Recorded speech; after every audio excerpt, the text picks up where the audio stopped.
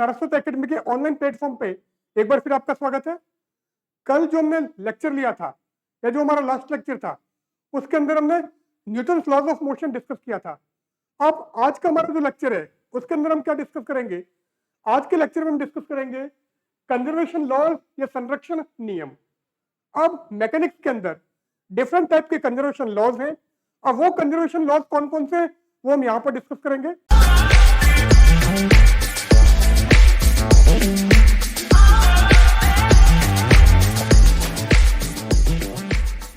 तो आज के लेक्चर में हम क्या क्या लेंगे पहले वो ले लेते हैं। तो यहां पर हमको जो डिस्कस करना है वो करना है कंजर्वेशन ऑफ एनर्जी या ऊर्जा संरक्षण का नियम। सेकंड टॉपिक हमारा होगा work energy theorem. Work energy theorem है, इसको मैं सही कर देता हूं, वर्क एनर्जी थ्योरम या कार्य ऊर्जा प्रमेय। और जो हमारा थर्ड टॉपिक होगा वो होगा law of conservation of linear momentum या संवेग संरक्षण का नियम। और आज का जो हमारा लास्ट टॉपिक होगा वो होगा law of conservation of angular momentum या कोणीय संवेग संरक्षण का नियम। तो ये सारे टॉपिक हमको आज डिस्कस करने हैं। तो सबसे पहले हम क्या लेंगे? सबसे पहले हमारा टॉपिक है law of conservation of energy या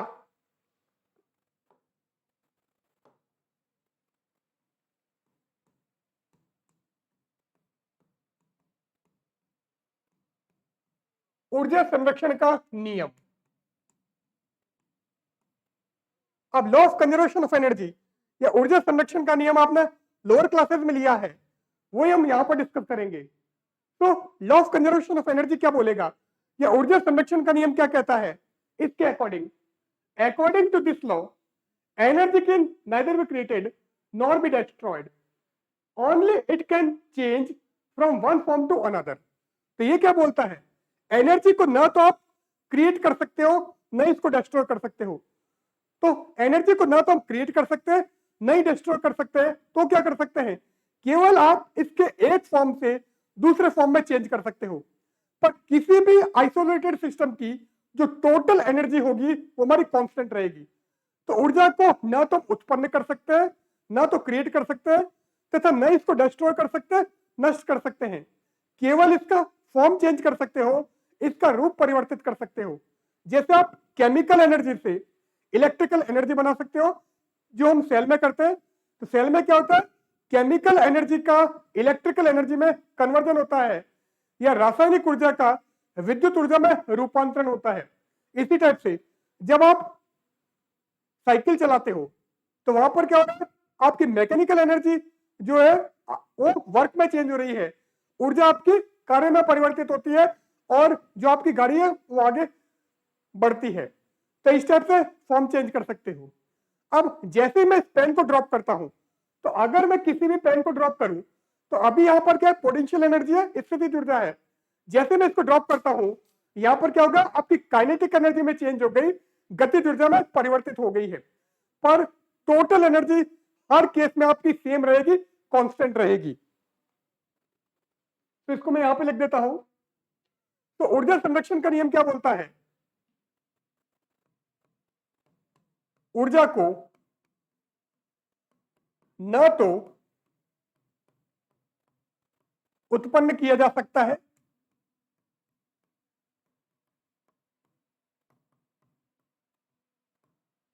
तथा न ही नष्ट किया जा सकता है।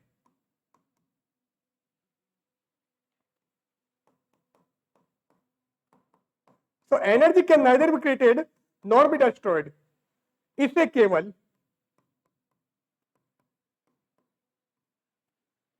एक रूप से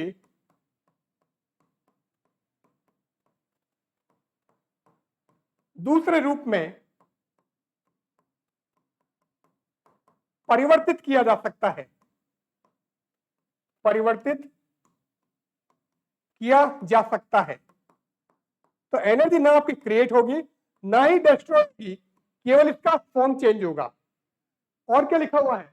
it means the total energy of an isolated system remain constant.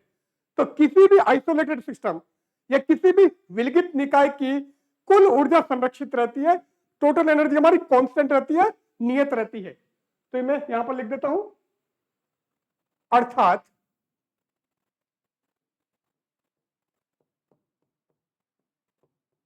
किसी विलगित निकाय की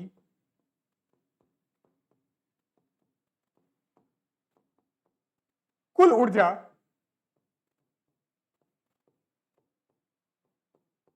सदैव क्या रहती है, कांस्टेंट रहती है, नियत रहती है।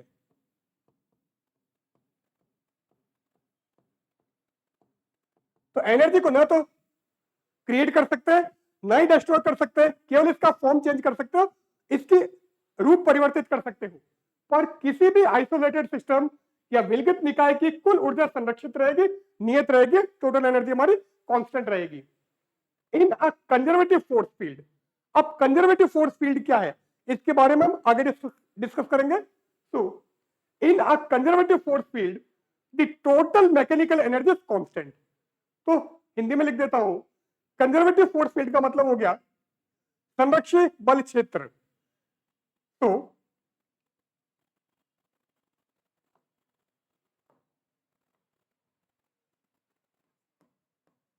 संरक्षित बल क्षेत्र के लिए, बल क्षेत्र के लिए, तो in a conservative force field, किसी संरक्षित बल क्षेत्र के लिए, तो अगर कंजर्वेटिव फोर्स फील्ड है तो उसमें क्या होगा, the total mechanical energy is constant, कुल यांत्रिक ऊर्जा नियत रहेगी। यहां पर हम टोटल एनर्जी की बात नहीं कर रहे, टोटल मैकेनिकल एनर्जी की बात कर रहे हैं, यांत्रिक ऊर्जा की बात कर रहे हैं। अब मैकेनिकल एनर्जी क्या होती है, mechanical energy is the sum of potential and kinetic energy. तो स्थितिज ऊर्जा तथा गतिज ऊर्जा का जो योग है, कुल योग है, टोटल सम है, वो आपका क्या होता है, कांस्टेंट रहता है, नियत रहता है। तो मैकेनिकल एनर्जी का मतलब potential energy plus kinetic energy या स्थितिज ऊर्जा प्लस गतिज ऊर्जा। तो ये क्या बोल रहा है, इन ए कंजर्वेटिव फोर्स फील्ड या संरक्षित बल क्षेत्र के लिए टोटल मैकेनिकल एनर्जी कांस्टेंट है, मींस कुल यांत्रिक ऊर्जा क्या होगी, नियत होगी। कुल यांत्रिक ऊर्जा नियत रहती है, कांस्टेंट रहती है। अब टोटल मैकेनिकल एनर्जी का मैंने बता दिया, U प्लस के इक्वल टू कॉन्स्टेंट। U का मतलब पोटेंशियल एनर्जी, स्थितिज ऊर्जा, K का मतलब काइनेटिक एनर्जी, गतिज ऊर्जा। तो U हमारा क्या है, U का मतलब यहां पर है पोटेंशियल एनर्जी या स्थितिज ऊर्जा, स्थितिज ऊर्जा, एंड K का क्या मतलब है, K का मैंने बताया, K का मतलब है काइनेटिक एनर्जी या गतिज ऊर्जा, गतिज ऊर्जा। तो कुल यांत्रिक ऊर्जा होगी, क्योंकि हमने पोटेंशियल और काइनेटिक को ऐड कर दिया है। तो कुल यांत्रिक ऊर्जा नियत रहती है, इसका मतलब स्थितिज ऊर्जा और गतिज ऊर्जा का जो योग है, sum of potential and kinetic energy जो है वो हमारी क्या कांस्टेंट है। अब हम क्या करते हैं, इसका डिफरेंशियल करते हैं, अवकलन करते हैं। तो u का डिफरेंशियल हमारा हो गया डेल u और k का हो गया डेल k। तो u प्लस k की हम बात कर रहे हैं, अगर डिफरेंशियल करोगे तो u का डिफरेंशियल तो आपका हो गया डेल u, k का डिफरेंशियल हो गया डेल k, और कांस्टेंट का डिफरेंशियल क्या होता है, नियतांक का डिफरेंशियल होता है जीरो। तो del u plus del k equal to zero. और अगर आप इसको अपोजिट साइड में लेके जाओगे तो क्या हो जाएगा, del u equal to minus del k। तो del u is equal to minus del k, ये आ गया।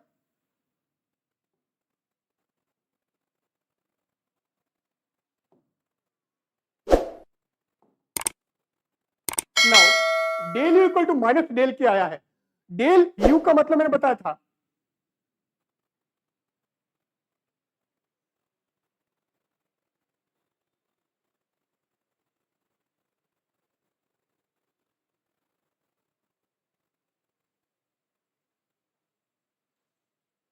सो डेल यू का मैंने क्या बताया है, डेल यू यू आपका क्या पोटेंशियल एनर्जी है, स्थितिज ऊर्जा है। डेल यू का मतलब हो गया चेंज इन पोटेंशियल एनर्जी या स्थितिज ऊर्जा में परिवर्तन। और डेल के क्या हो गया, के का मतलब है काइनेटिक एनर्जी, तो डेल के का मतलब हो गया चेंज इन काइनेटिक एनर्जी या गतिज ऊर्जा में परिवर्तन। अब माइनस आ रहा है, माइनस का मतलब क्या, कम हो रही है, रिड्यूस हो रही है। तो ये क्या बोल रहा है, del u equal to minus del k, इसका मतलब यू में जितना आपका इंक्रीमेंट होगा, वृद्धि होगी, वो के में उतनी कमी के बराबर होगी। इसका मतलब increase in potential energy is equal to decrease in kinetic energy या स्थितिज ऊर्जा में वृद्धि गतिज ऊर्जा में कमी के बराबर होती है।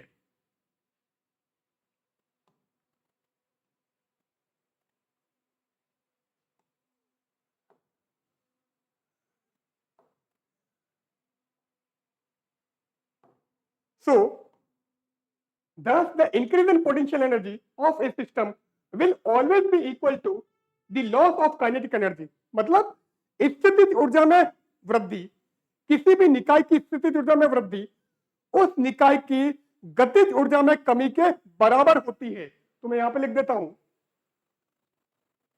अतः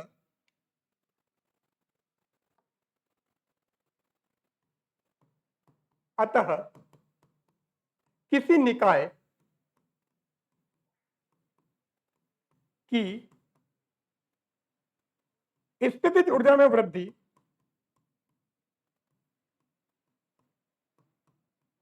स्थितिज ऊर्जा में वृद्धि उस निकाय की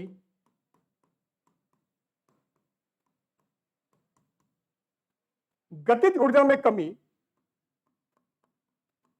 माइनस आ रहा है इसका मतलब डिक्रीज हो रहा है, कमी हो रही है, गतिज ऊर्जा में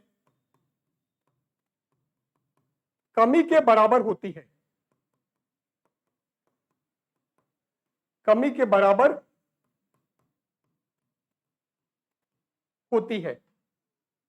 क्लियर है। Now in a non conservative force field, अभी हमने क्या लिया था, कंजर्वेटिव फोर्स फील्ड लिया था। तो कंजर्वेटिव फोर्स फील्ड या संरक्षित बल क्षेत्र के लिए क्या बोला था, कंजर्वेटिव फोर्स फील्ड में हमारी टोटल मैकेनिकल एनर्जी कांस्टेंट थी, कुल यांत्रिक ऊर्जा का मान नियत था। अब यहां पर हम बोल रहे हैं in a non conservative force field, मतलब असंरक्षित बल क्षेत्र में। तो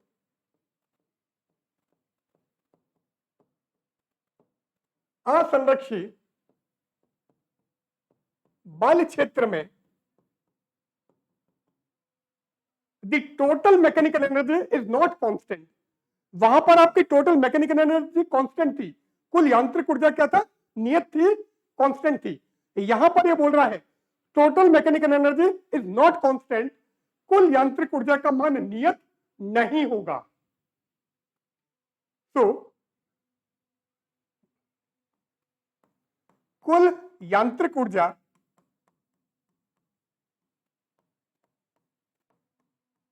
हमारी नियत नहीं होगी, कांस्टेंट नहीं होगी।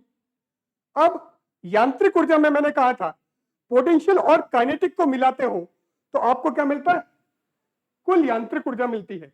तो यहां पर आपकी कुल यांत्रिक ऊर्जा नियत नहीं है, पर हमने कहा है कि एनर्जी हर केस में आपकी कांस्टेंट रहेगी, ऊर्जा हर अवस्था में नियत रहेगी। अब यहां पर कुल यांत्रिक ऊर्जा नियत नहीं है, इसका क्या मतलब हुआ, इसका मतलब यह हुआ कि आपके यांत्रिक ऊर्जा का कुछ भाग किसी दूसरे फॉर्म में चेंज हो गया है। जैसे अगर मैं पेन को ऊपर से नीचे फेंकूंगा तो आपकी पोटेंशियल एनर्जी काइनेटिक एनर्जी में चेंज हो गई, पर साथ में दूसरी एनर्जी भी जनरेट हुई है, दूसरी एनर्जी भी हमारे या दूसरे फॉर्म भी हमारे को मिला है। वो कौन सा मिला है, जैसे ही पत्थर या जैसे ही पेन नीचे जाके टकराएगा आवाज आएगी, साउंड एनर्जी आएगी, ध्वनि ऊर्जा होगी। तो कुछ यांत्रिक ऊर्जा हमारी दूसरी ऊर्जा में परिवर्तित हो गई है, पर कुल ऊर्जा सदैव क्या होगा, संरक्षित रहेगी, नियत रहेगी। तो ये बोला है U plus k plus W N C equal to constant. U का आपको बताया था क्या था, पोटेंशियल एनर्जी या स्थितिज ऊर्जा, के का बताया था काइनेटिक एनर्जी या गतिज ऊर्जा। अब बात आती है डब्ल्यू एन सी की। डब्ल्यू एन सी क्या है, work done by non conservative force field या असंरक्षी बल क्षेत्र द्वारा किया गया कार्य। तो स्थितिज ऊर्जा, गतिज ऊर्जा और साथ में WNC, इन तीनों को जोड़ोगे तो वैल्यू हमारी कांस्टेंट रहेगी, नियत रहेगी। तो U plus K plus WNC equal to constant. Now prove that total energy is conserved. क्या करना है हमको? सिद्ध करो कि कुल ऊर्जा नियत रहती है।